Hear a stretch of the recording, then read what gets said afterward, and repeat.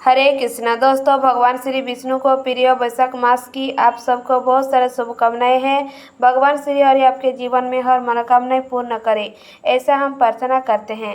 इस समय हम श्रवण कर रहे हैं वैशाख मास में सुनी जाने वाली विशेष वैशाख मास के महान वाक्य कथा। इस कथा की पिछली कड़ी में हमने सुनी थी कि नारद मुनि ब्रह्मा जी ने इस विशेष वैशाख मास के विशेषता को श्रवण कर रहे हैं और श्रवण को उन्होंने राजा अम्बरीश को सुना रहा था। राजा अम्बरीश और नारद मुनि के बीच हुई वार्तालाप को सुखद गोस्वामी नविसाव रहने में एकत्रित हुई सभी ऋषि मुनियों के सुना रहे हैं। तो चलिए काल की हमारी कथा को आगे बढ़ाते हैं। वैशाख मास में विविध वस्तुओं के दान का महत्व तथा वैशाख स्नान के नियम। नारद जी कहते हैं, वैशाख मास में धूप से तपे और थके माथे ब्राह्मणों को श्रमनाशक सुखद पालक देकर मनुष्य कभी जन्म मृत्यु आदि के कलेशों से कष्ट नहीं पाता। जो वैशाख मास में पहनने के लिए कपड़े और बिछावा देता है, वह उसी जन्म में सब भागों से संपन्न हो जाता है और समस्त पापों से रहित हो ब्रह्म निवारण मोक्ष को प्राप्त होता है। जो तिनके की बनी या अन्य खिजूर आदि के पत्तों की बनी हुई चटाई दान करता है, उसकी उस चटाई पर परसत्ता भगवान विष्णु शयन करते हैं।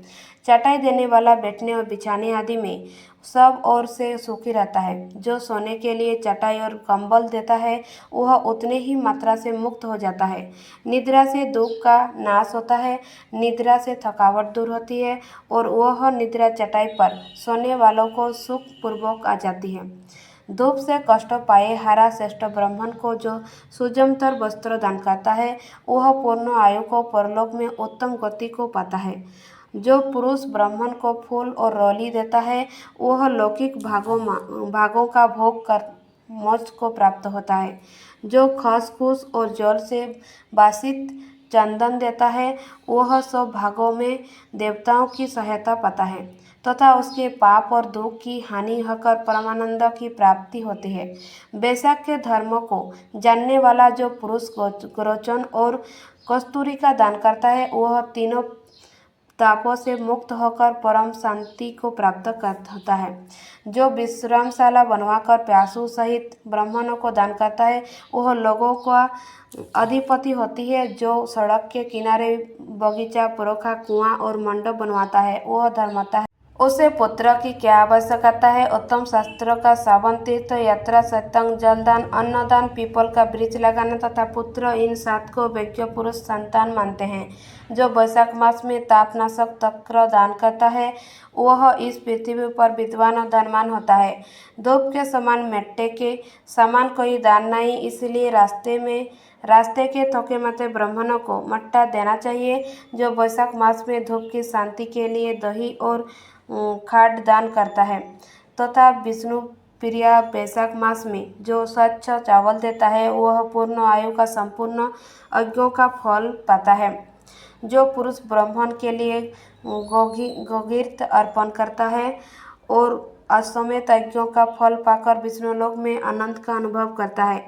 जो दिन के ताप की शांति के लिए सायंकाल में ब्राह्मण को प्याऊ दान करता है, उसको अक्षय पुण्य प्राप्त होता है। जो वैशाख मास में शाम को ब्राह्मण के लिए फल और शरबत देता है, उसे उसके पितरों को निश्चय ही अमृतपान का अवसर मिलता है। जो वैशाख के महीने में पके हुए आम के फल के साथ शरबत देता है, उसके सारे पाप निश्चय ही नष्ट हो जाते हैं।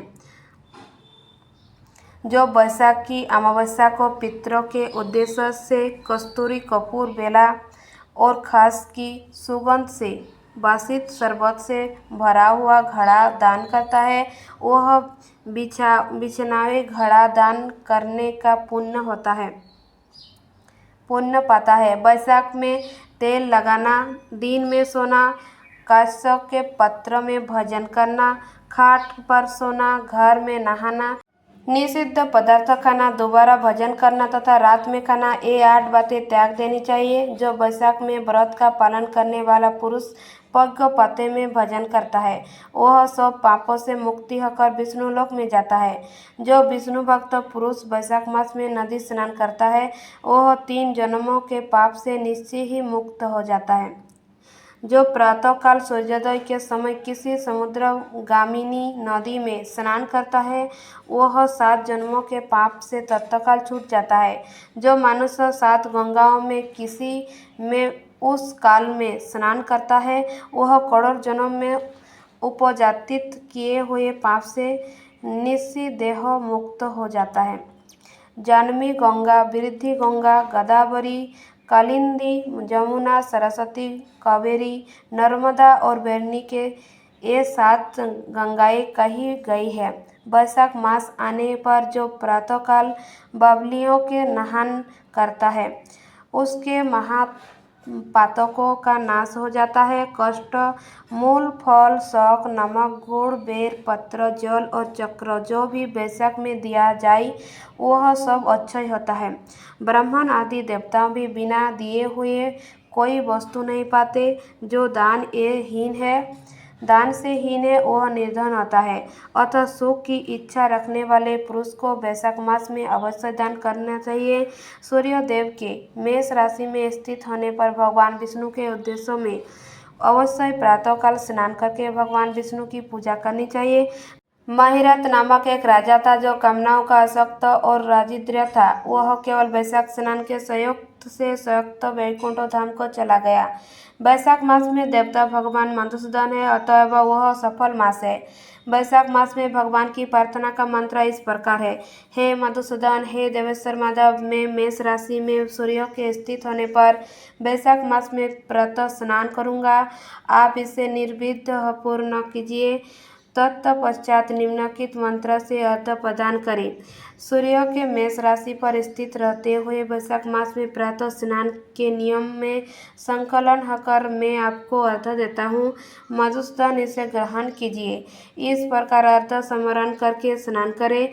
फिर वस्त्रों को पहनकर संध्या दर्पण आदि सब कर्मों को पूरा करके वैशाख मास में विकसित होने वाले पुरुष से भगवान विष्णु की पूजा करें।